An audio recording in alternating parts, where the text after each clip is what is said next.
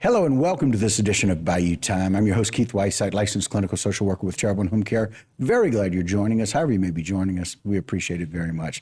And you know me, I always love to have people on the desk that are much smarter than me, much better looking than me. Very glad to have the two people joining us today. Lauren Nash, meteorologist with the National Weather Service for Baton Rouge and New Orleans. Thank you for joining us once again. Yeah, thank you for having me, Keith. Looking forward to it. Yeah, you got a little time, which is awesome.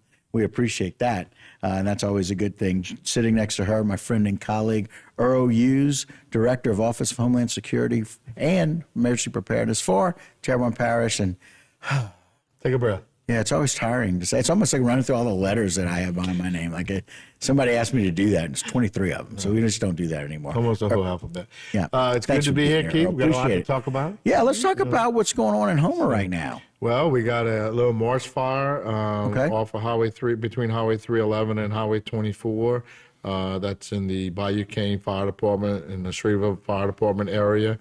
Residents probably remember that same area catching fire probably 9-10 years ago. Yeah. And it really burned all the way to Savannah Road. To the road itself. That's correct. So at the present time, Bayou and Shreveport are monitoring the situation along with the Louisiana Fire Marshal's Office, making sure that it stays contained between the two large drainage ditches that they have in that area.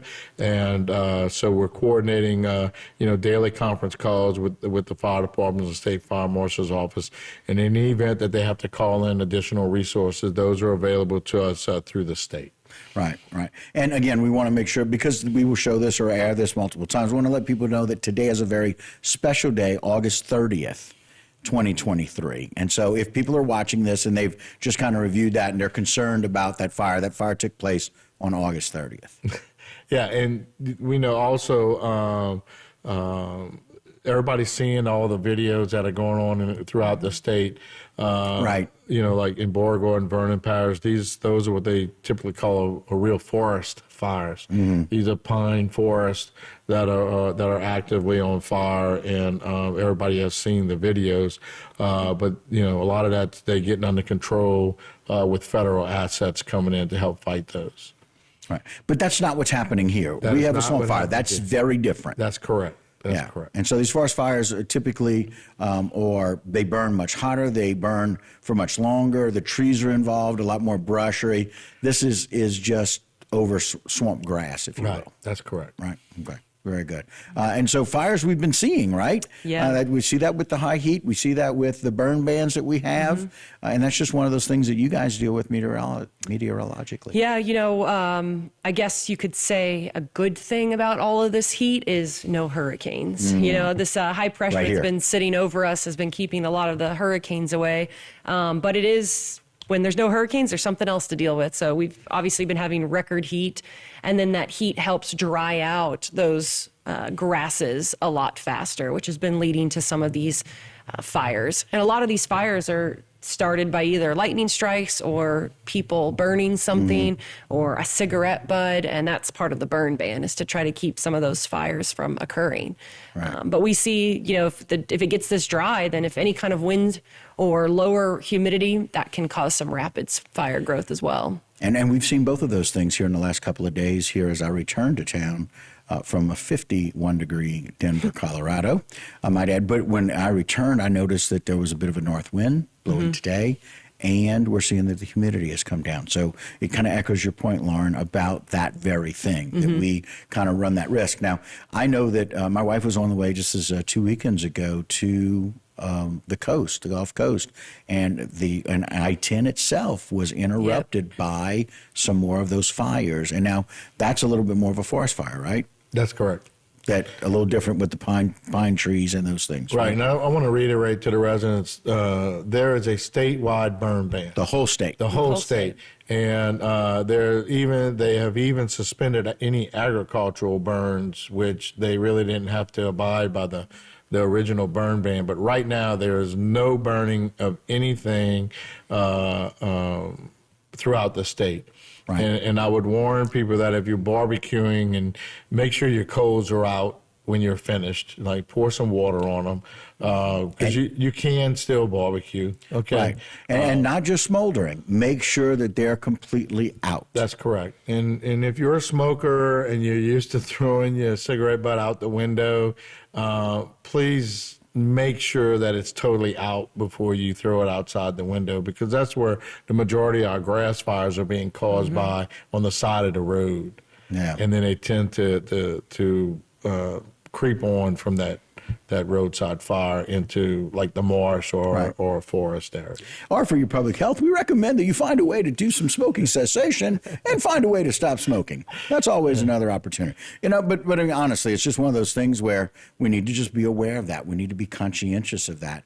And so those burn bans, I mean, we have a big festival coming up that is starting this weekend, the 88th annual Shrimp and Petroleum Festival in an area where Earl Hughes grew up, and really special that area. They won't be able to have fireworks, and that's just the nature of the beast of this time of year and what's happening with those kinds of things. So again, being aware of that, being smarter. Again, have a little glass of water in your car. If you're going to smoke in the car, put the cigarette butt out, throw it out later. Don't throw it out the window at all. Right. Or the first cigarette that you don't smoke, the very first one, is going to make a difference in your life. Learn that from Dr. Jody Stagg. The very first cigarette that you do not smoke makes a positive improvement in your life. Look at that. So, got so many more things to talk about. We'll even talk about some of the weather and some of what's happening with some of these storms that fortunately they went into the Gulf but didn't come here. And so don't go anywhere. We'll be right back after this short commercial break with Lauren and Earl.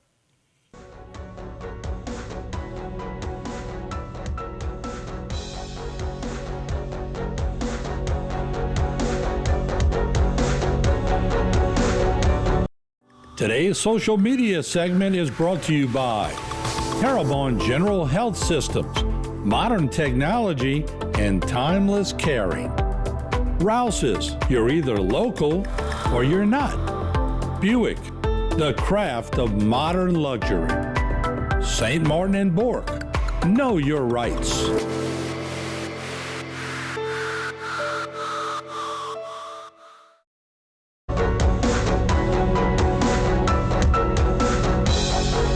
Hello and welcome back to this edition of Bayou Time. Again, your host, Keith Weissite, licensed clinical social worker with Terrebonne Home Care. Very glad to be joined by Lauren and Earl. And Earl is our resident expert here locally. Lauren is our resident expert in the state and beyond. And so people rely on our meteorologist, our director of emergency preparedness. But you guys were talking about something at the break that was very interesting to me about how maybe we don't understand the impact of how some of these fires start. But let's talk a little bit about 3 years post-Laura, Earl.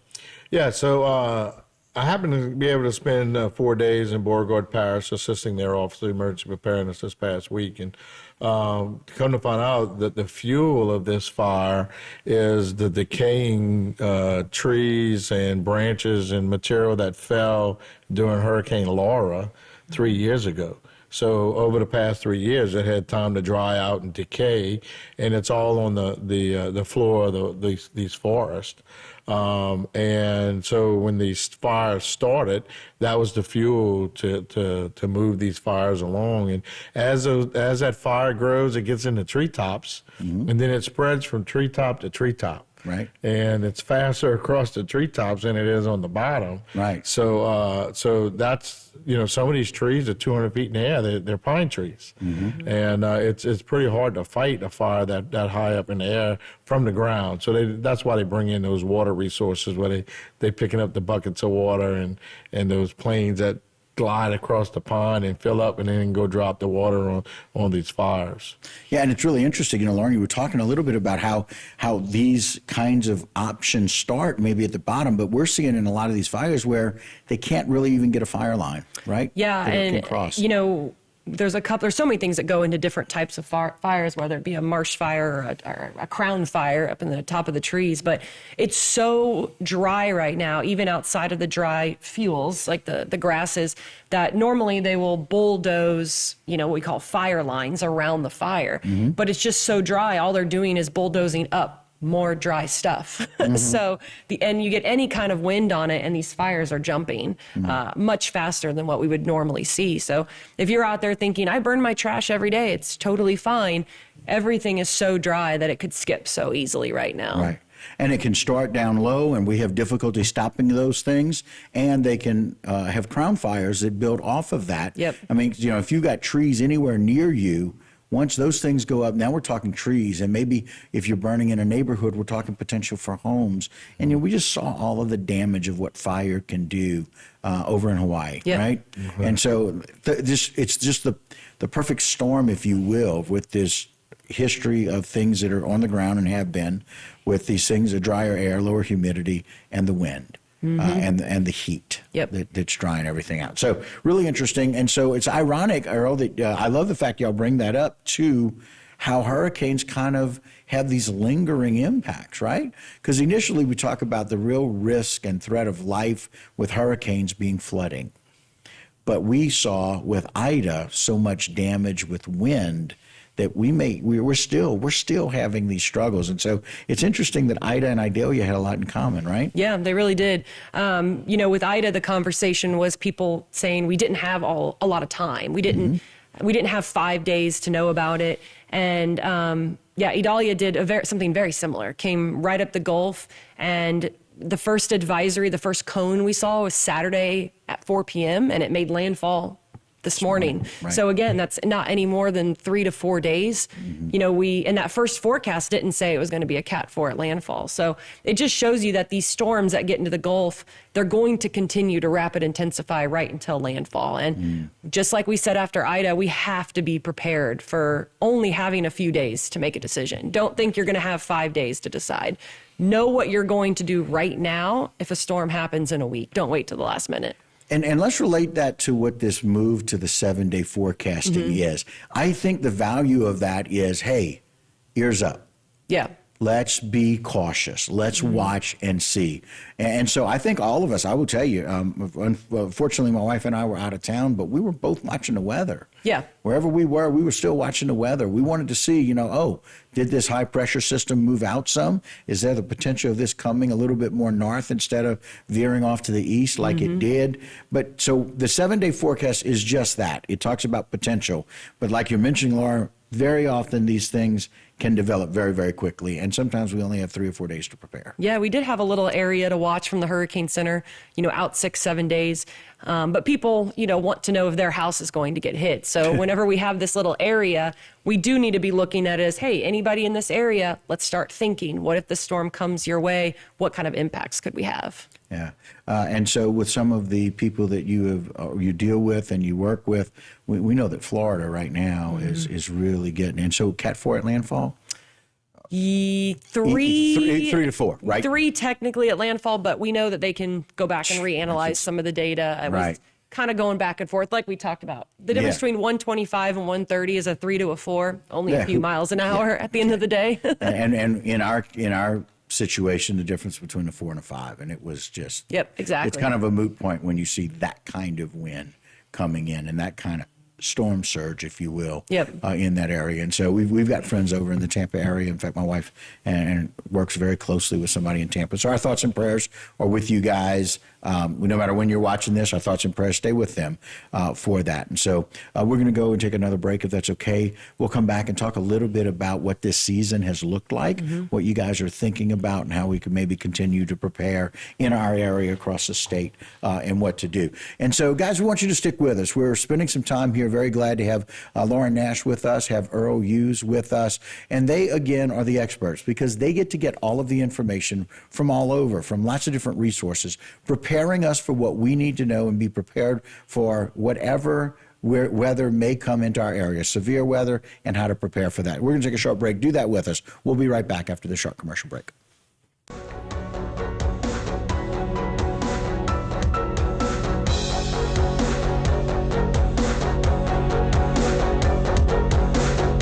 Today's social media segment is brought to you by Alford and Associates for all of your insurance needs. CIS, Cardiovascular Institute of the South, the highest quality cardiovascular care available. Barker Honda, the Barker family tradition of quality.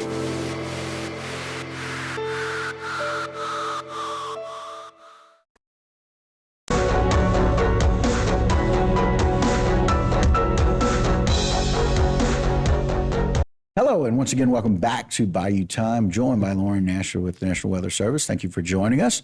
ERO-Use, our everything in Terrebonne Parish, which we appreciate. Department of Homeland Security, Office of Emergency Preparedness. And so, Lauren, we were just talking about the fact that it's August 30th, a very important day, and no, Earl, don't sing. You said you were going to, but please don't. Happy birthday. Thank you. Happy Thank birthday you. But August 30th, this has kind of been the crowning point for so many, hurricanes that we've dealt with: Katrina, Ida, Laura. A lot of these were all at the same time. But we really shouldn't let our guard down. Yeah, I mean, hurricane season goes through November. And we saw in 2020, we had a major hurricane, October 29th. I know this is Florida, but Michael, which was Cat 5, was October 10th. So we are by no means we could still have a strong hurricane all the way through October, and even in November that we saw last year in parts of the world. So by no means we should let our guard down. And we're looking at this possibility, and the reason is that these really hot temperatures means a really warm Gulf. Mm-hmm. And the potential for any storm that gets into that Gulf really being able to build into a strong system. Yeah, and El Nino really doesn't have much of an impact on the Gulf, as we saw what's happening right now. Right. We haven't seen very many storms come across the Atlantic, which is kind of where El Nino is going into effect. But these storms that come in the Gulf that go straight north, they're kind of our worst case scenario here in the Gulf. So those are the ones we're going to have to prepare for. Right. And so thinking about that, we've had quite a few named storms. And so, Jay, if you wouldn't mind kind of throwing that up here. So, guys, I got to tell you, if you're paying attention, that whole first side, Arlene, Brett, Cindy, Don, Emily, Franklin, Gert, Harold are all gone. So I want you to metaphorically just draw a line through those. And Idalia is currently wreaking havoc on Florida, Tampa area, and those areas certainly all along the west coast of Florida right now. And so that's kind of what we're dealing with. And again, guys, we're almost halfway through. We're almost halfway through those named storms already. And so hopefully we don't want them to run out, but we'll have a supplement list of names, and we'll be able to do that instead of the Greek. Yeah, we're not going to use that again. Yeah, there was so much. And you came on. We talked about those Greek things. Yeah, not fun. But we're 9 storms in, and 14 is average. So we're on our way to an above average to above average season. Yeah. Yeah, and so in our area, Earl, I know we're still, as the anniversary of Ida is just this week. It was yesterday. Yesterday. Yeah, and so people are still reeling from that. Yeah, we still have a lot of people that have damage to their residents and their homes. We still have a lot of people living in temporary housing within Terrebonne Parish and throughout the state that Ida affected. So, but we have to be vigilant and continue our watch in case something does, spur up into the Gulf. And, especially these people that are in temporary housing, they really need a plan of where they're going to go in the event that we have even just a tropical storm system affecting our area. And so it's one of those things that it's important to be able to talk about now. One of the things that we do with home health and hospice patients every day is we have a registry of people that are in need of getting out. We do that with the parish, and we're aware of those people that need help. I want everybody to make a plan at home. I want everybody to be aware of where you're going to go. Talk to those people right now. Be friends with your friends and your family. You may need them. So we want to have those discussions, right? Yeah. That's correct. And we have that registry. If you need some additional help, you can call the Council on Aging, and they'll put you on the registry list. And we'll be sure to make sure you get to a safe place if you need some shelter. Right. And again, we want to make sure that we're following through with all of these things and just being aware, from if you're going to barbecue, if you're going to grill, if you're going to smoke outside, put those things out. You know, I want us to all think about that. We just need to be aware. Burn ban for all of Louisiana, and you've seen it. We've had these fires in Burgard that we've seen in other part of the state. We've seen it in Mississippi and Alabama.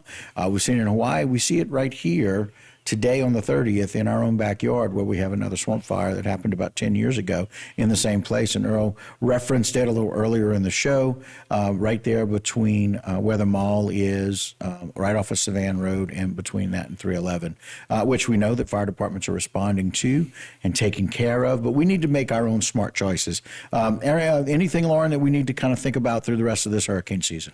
I know it can be exhausting to always keep an eye out, but I think it's important to keep an eye out. And if you have the means to leave, it's the smart thing to do, because you don't want to be living down here with no food, water, gas, electricity, sewer, natural gas, anything. And we may not be able to get to you if something happens. Right. So if you can get out, get out. Get out. And one of the things that Lauren mentioned earlier, you know, just because it's a 3-foot, you know, we were expecting a 3-foot Storm surge. You know, and you live on, you're 25 feet up. What happens if you have some medical crisis? People can't get to you. Mm-hmm. Think about that ahead of time. Getting the things that you need, medication, water, money, and go. Find a place to go. Earl, some final thoughts? No, just, you know, be prepared to leave if we actually evacuate. And I want the residents to know that we'll be providing daily updates on this marsh fire on our social media pages, and letting the media know what's happening with the marsh fire. Right. So we'll bring more information to you here from HTV as we get it. You can check out that at, we'd give them that. So they can go to tohscp.com, right. And that'll bring them to our Facebook page or our Twitter page. And then they can monitor the fire department's web pages too. As well. I appreciate it. Earl, Before we go, but if you're living by that marsh fire and your house is endangered, or you think there's fire close by, you need to dial 911 and let somebody know. And you're prepared. Please call 911 if your house is in danger. Very good. Earl, Lauren, thank you so much for joining us. Welcome. And that will do it for us here on Bayou Time. Don't go anywhere. A lot more local programming right here on HTV.